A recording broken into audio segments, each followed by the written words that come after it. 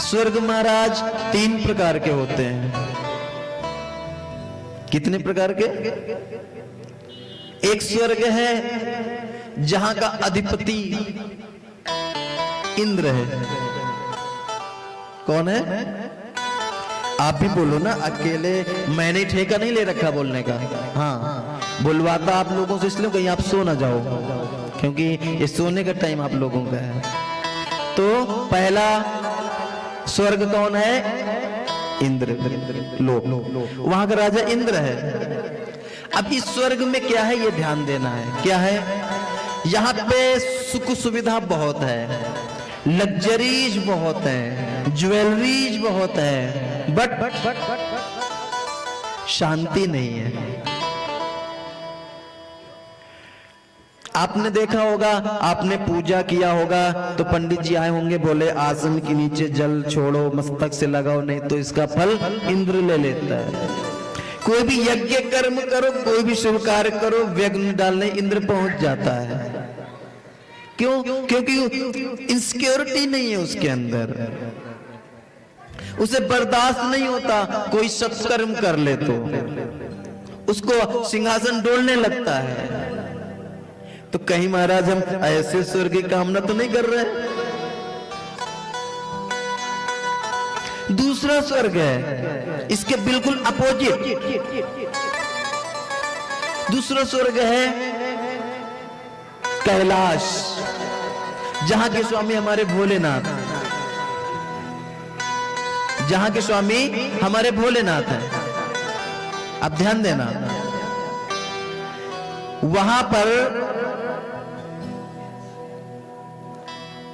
सुविधा नहीं है, लग्जरीज नहीं है और ज्वेलरीज भी नहीं है, परंतु शांति बहुत है। एक इंद्र का स्वर्ग था जहां पे सुख सुविधा बहुत थी परंतु शांति नहीं थी। एक कैलाश का है जहां के स्वामी महाराज शिव भोलेनाथ हैं, वहां पे लग्जरीज नहीं है, व्यवस्थाएं नहीं है, परंतु शांति बहुत है। शंकर जी का वाहन क्या है? वृषभ, नंदी। और मां पार्वती का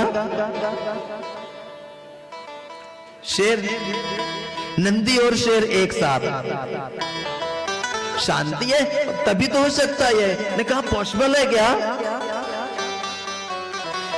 भगवान श्री गणेश जी के बड़े बेटे कौन है? कार्तिकेय जी। और कार्तिकेय जी का वाहन क्या है? मोर। और भगवान शंकर जी के छोटे पुत्र हैं गणेश जी। गणेश तो उनका टाइटल है, नाम है विनायक। क्या नाम है? और गणेश जी का सवारी कौन है? चूहा। चूहा शेर एक साथ, मोर सर्प शंकर जी का हार एक साथ, मतलब सारे विरोधी एक साथ हैं। क्यों? क्योंकि वहां पे शांति है। तो कहीं महाराज हम ऐसे स्वर्ग की कामना तो नहीं कर रहे हैं? नहीं, हमें ऐसा स्वर्ग भी नहीं चाहिए। तीसरा स्वर्ग है बैकुंठ, जहां के स्वामी हमारे ठाकुर जी महाराज। वहां पे आपने एक चीज देखा होगा, ठाकुर जी शयन कर रहे हैं और मां लक्ष्मी चरण दबा रही है।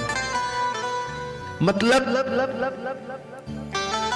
शांति है, सुख के अधीन। और हम लोग उसके अपोजिट करते हैं। हमारे पास ये हो जाए तब हम सुखी हो जाएं, हमारे पास ये हो जाए तब हम सुखी हो जाएं। जब हमारे जीवन में ये थिंकिंग आ जाती है तभी हम दुखी होना स्वाभाविक हो जाता है।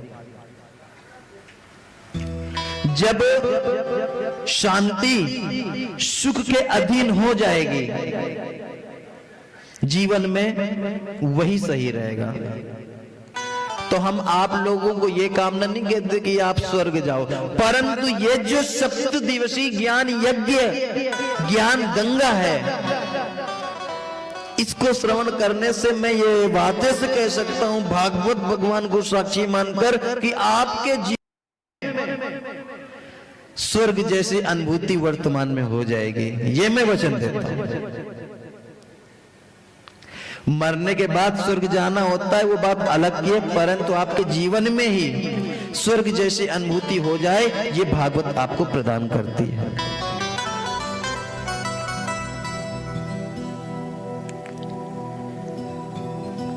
बहुत ही उत्तम क्षण है महाराज। मानव शरीर का सर्वोत्कृष्ट फल है सत्संग लाभ, भगवान कथा, जो आज आप लोगों को सुलभ हो रहा है भगवान की अहेतु की कृपा से। एक नजर और डालें कि हम लोग कितने भाग्यशाली हैं।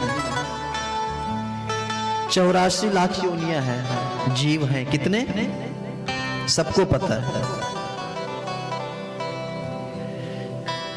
हितोपदेश में एक श्लोक आता है, आहार निद्रा भयसंत दित्वम सामान्य पशुभिर नारायण। महाराज, भोजन निकृष्ट योनियों में भी सुलभ है। हम ये कहें कि भोजन हम करते तो भोजन सबको सुलभ है, 84 लाख योनियां हैं, सबको सुलभ है। हमारे तो चलो खाने का बंदोबस्त है, और जिनके नहीं है बंदोबस्त उनका भी परमात्मा करता है। कथा हमारी थोड़ी अलग होती है। ये कथा मनोरंजन के लिए नहीं बल्कि मनोमंजन के लिए है ना। हाँ, तो इसको जितना ध्यान लगा के एकाग्र मन से सुनोगे उतना आपके अंदर की ग्रंथियां टूटती चली जाएंगी। क्या भोजन हमें भी सुलभ है और बाकी के योनियां भी उनको भी सुलभ है। आहार निद्रा, हम भी सोते हैं और वो भी सोते हैं। महाराज, हमें तो कभी कभी टेबलेट लेने की आवश्यकता पड़ती है, परंतु उनको वो भी लेने की आवश्यकता। आहार निद्रा भय डर, हमें भी डर लगता है और बाकी की जो योनि उन्हें भी डर लगता है। संततित्वम, हमारे भी संतानें होती हैं और उनकी भी संतानें होती हैं। कईयों के एक साथ 6 हो जाते हैं। तो महाराज, इस भ्रम में ना रहे कि हम बिजनेस करते हैं, हम व्यापार करते हैं, हम बच्चों का परवरिश करते हैं, बच्चों का पालन करते हैं। महाराज, वो सब कर रहे हैं, बाकी की योनियां भी कर रही हैं। परंतु हमें क्या करना चाहिए? सब कुछ करते हुए इस विनाशी शरीर पाकर यदि हमने उस अविनाशी की प्राप्ति नहीं किया ना, तो सब व्यर्थ है। किसी संत ने कहा है, भांति भांति भोग मिले अंगहु आरोग मिले। आपके पास अच्छे अच्छे व्यंजन है, आप जो ऑर्डर करो आपके पास प्राप्त है, सुलभ हो सकता है, सारी सुविधाएं आपके पास हैं, परंतु ध्यान रहे, भांति भांति भोग मिले अंगहु आरोग मिले, और सुख के संयोग मिले संयम की बाटी में, धन और धाम मिले सो यश और मान मिले, और राम ना मिले तो सब काम मिले माटी में। राम ना मिले तो मानव शरीर पाकर यदि आपने परमात्मा का भजन नहीं किया या अपने जीवन की तैयारी नहीं करी, चलो आपने मकान बना लिया, बच्चों की शादी कर दी, सब कुछ हो गया, आपने अपने लिए क्या किया? भाई जाना तो है ना, परमानेंटली तो आए नहीं हो।